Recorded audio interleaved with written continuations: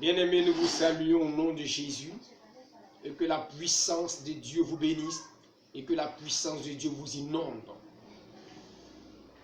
La malédiction est-elle une réalité ou un mythe? La malédiction, j'aimerais qu'on le comprenne, est une réalité spirituelle existentielle. Être maudit ou je suis maudit ou l'invocation d'une malédiction quelconque sur une personne ou sur un peuple peut-il être un mythe, une plaisanterie ou une réalité? Nous aimerions vous dire que depuis la création de ce monde, la malédiction et la bénédiction cohabitent. Lorsque nous prenons le livre de la Genèse, nous voyons que dans toute la création, Dieu a désiré que Adam soit couvert de bénédiction, soit couvert de gloire, soit couvert de bonheur. Et Dieu a créé un interdit. Mais lorsque Adam et Ève ont violé cet interdit, ils sont entrés dans un cadre, dans un autre cadre. C'est-à-dire qu'ils ont été, ils ont quitté la face glorieuse de Dieu. Et cela peut paraître aussi comme une sorte de malédiction, une sorte de perdition.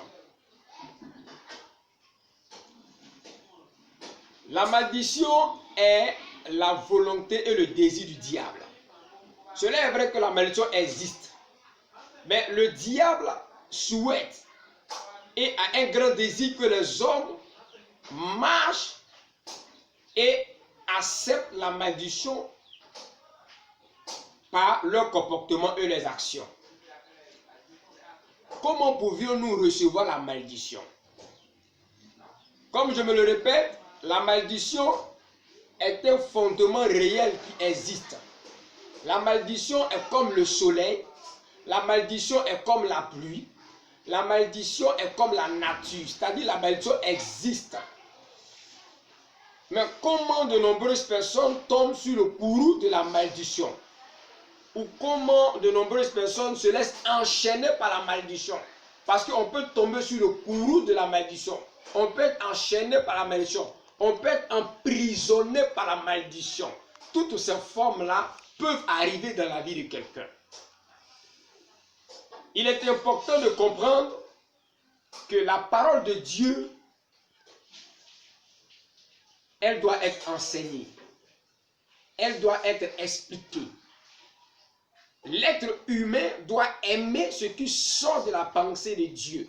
Parce que ce qui sort de la pensée de Dieu nous oriente vers la bénédiction.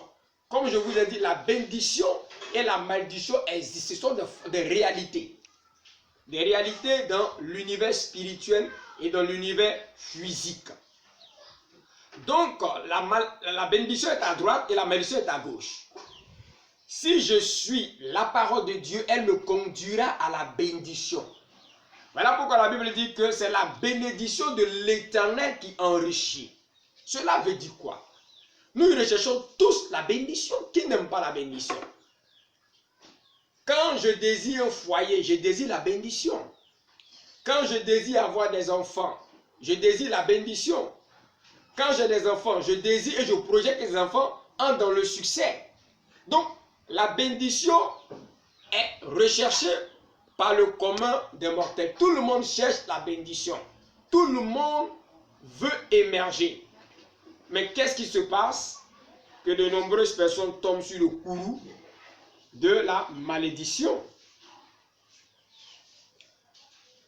La malédiction peut m'atteindre si je n'ai pas la connaissance spirituelle pour y échapper. La Bible dit que mon peuple périt parce qu'il lui manque la connaissance dans l'Ancien Testament. Mon peuple périt parce qu'il lui manque la connaissance. Quelle connaissance qu'il manque au peuple de Dieu? Vous savez, le Dieu créateur des cieux et de la terre est un Dieu de sainteté. Et ça, il ne faut pas l'oublier. C'est un Dieu de sainteté, de justice. Et c'est un Dieu de vérité.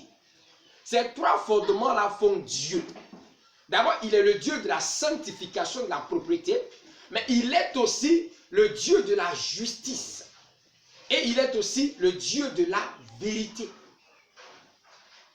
Voici ces trois fondements que si nous les prenons comme connaissance, nous allons droitement vers le bonheur, la prospérité et la grande bénédiction.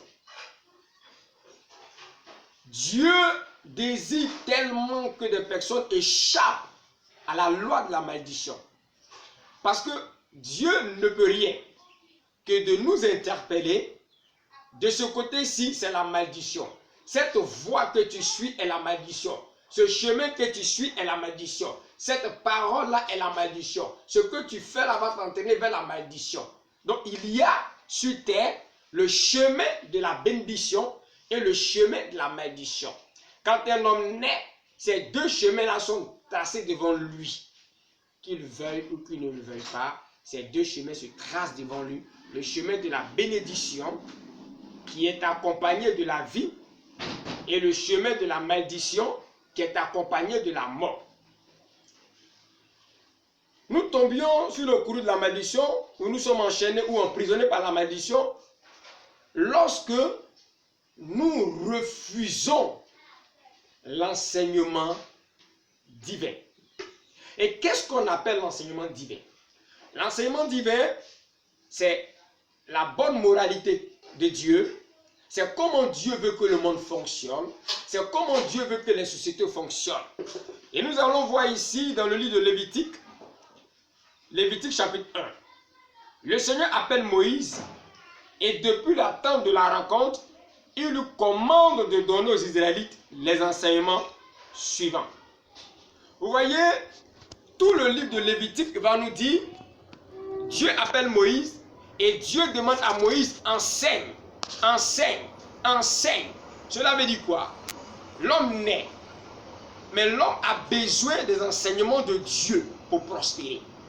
Quand un peuple refuse l'enseignement de Dieu, sur par exemple la sanctification au niveau de la vie sexuelle, vous constatez qu'aujourd'hui l'homosexualité, vous constatez qu'aujourd'hui la prostitution, vous constatez qu'aujourd'hui l'adultère est devenu quelque chose de normal dans nos sociétés. C'est-à-dire, toutes sortes de perversités se font accepter. La cupidité grandissante est devenue quelque chose de normal. Vous voyez un peu les rituels. C'est devenu quelque chose de normal. La vie en société est désorganisée. Il y a par exemple aujourd'hui ce grand manque de respect de nos enfants. Cette rébellion des enfants aux parents est devenue une réalité. Et vous constatez que l'humain veut vivre comme il veut. L'humain veut violer certaines lois établies par Dieu. Et lorsque nous refusons d'obéir à la parole de Dieu, de nous sanctifier, de vivre dans le modèle établi par Dieu selon sa parole, nous tombons sur le courroux de la malédiction. Nous tombons sur le courroux de la malédiction. Parce que la malédiction, c'est ça. La malédiction désire que l'homme s'éloigne de Dieu. Vous voyez, la Bible dit une parole très simple. Honore ton père et ta mère, afin que les jours qui se t'ont accordés se prolongent. Mais quand un enfant entre en rébellion envers ses parents, qu'est-ce qui se passe? Ce n'est pas Dieu qui diminue ses jours, mais c'est la loi fondamentale établie entre la bénédiction et la malédiction. C'est-à-dire la loi de la bénédiction et la loi de la malédiction qui va entrer en scène. Vous me suivez? Donc, suite, Dieu a tout établi. C'est comme la mer est établie. La mer est là. La mer reste la mer. Le soleil reste le soleil. Donc, la malédiction est une réalité. L'homme va vers la malédiction par le comportement qu'il pratique chaque jour. L'enfant qui ne nomme pas son père, l'enfant qui ne nomme pas sa mère, à l'instant où il entre en rébellion, il frappe son père, il frappe sa mère, il injure ses parents, il crée une frustration dans le cœur de ses parents. Cet enfant se voit enlever des secondes de vie sur sa vie.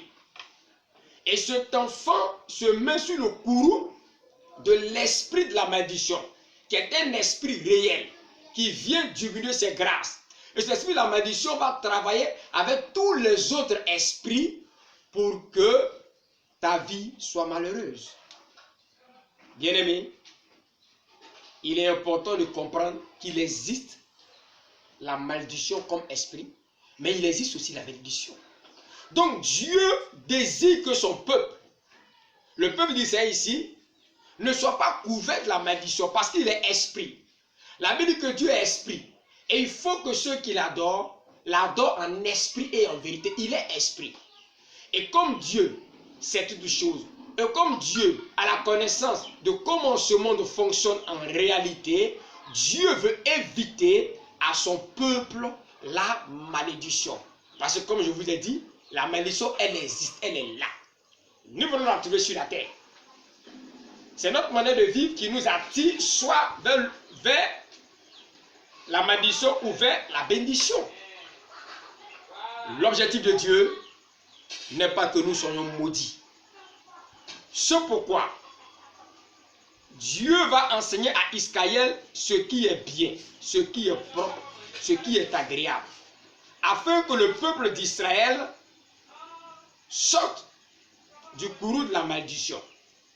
Donc je ne peux vaincre la malédiction qu'en écoutant les paroles de Dieu, en aimant les paroles de Dieu et en faisant des paroles de Dieu ma conseillère, en laissant la parole de Dieu agir en moi. Ce n'est pas une question qu'on viendra m'imposer les mains pour me communiquer la bénédiction. Oui, on peut te communiquer des grâces, mais la vraie bénédiction qui t'amène à sortir du joug de la malédiction, la vraie bénédiction qui va briser le joug de la malédiction, c'est l'obéissance à la pratique de la parole et de la volonté de Dieu. Si je sors du cadre de la parole de Dieu, que je défie la parole de Dieu, j'entre sous le joug de la malédiction. Bien-aimés, il est temps que nous comprenions que la vie sanctifiée est le commencement du rapprochement avec Dieu. Et comme c'est Dieu qui peut me sauver de la malédiction, je peux naître d'une famille où cette famille est sous le joug total d'un démon de malédiction. Il n'y a pas de percée à l'école. Personne n'a un emploi fixe. La misère se fait voir dans cette famille. Donc cette famille est dans une prison de malédiction. Personne ne peut émerger. Mais je serai délivré. J'aurai la victoire sur la malédiction le jour où je comprendrai que Jésus-Christ Nazareth est venu pour sauver mon âme. Beaucoup de personnes peuvent se dire non, Jésus n'est qu'un prophète. Beaucoup de personnes se disent non, Jésus n'est qu'un messager. Mais la Bible dit dans Jean 3, verset 16, car Dieu a tant aimé le monde qu'il a donné son Fils unique. Vous voyez, Dieu donne son Fils unique. Pourquoi? Il donne son Fils unique pour que ce Fils unique-là vienne briser la malédiction qui nous suit. Pourquoi? Parce que le salaire du péché, c'est la mort. Et le salaire de nos actes attire sur nous la malédiction. Des personnes sont maudites pas parce que il y a eu des prononciations de paroles sur les vies. Des personnes sont maudites pas parce que on a amené d'abord leur image, leur nom quelque part. Mais il y a plusieurs degrés de la malédiction. Je peux être maudit de par mon propre comportement, premièrement. Quand j'abandonne la parole de Dieu, quand je me révolte contre Dieu, quand je m'oppose contre Dieu, immédiatement, j'entre sous la malédiction. Et beaucoup s'étonnent. Je fais tel effort, je fais ceci, mais je ne peux pas être dans la bénédiction. Bien-aimé, la sanctification est la chose la plus importante. Elle est très importante. Elle nous aidera. Oh, il nous faut Jésus. C'est pourquoi je vous présente le salut de l'humanité. Lui peut nous aider à vaincre la malédiction. Il peut nous aider. Donc si nous refusons cette réalité que Jésus-Christ peut nous sauver des liens de la malédiction, nous allons nous engouffrer de la malédiction. Il n'y a pas d'autre issue que Jésus. C'est pourquoi je vous invite à accepter Jésus comme votre Seigneur et à marcher selon l'enseignement de Dieu. Et si ton cœur se dispose à accepter Jésus, la loi de la malédiction quittera ta vie, quelle que soit la puissance de cette loi-là. Bien-aimé, il y a une possibilité de vaincre la malédiction. Le sang de Jésus est ce puissant sang qui nous a été donné pour détruire le pouvoir de la malédiction. Je vous remercie. Soyez bénis.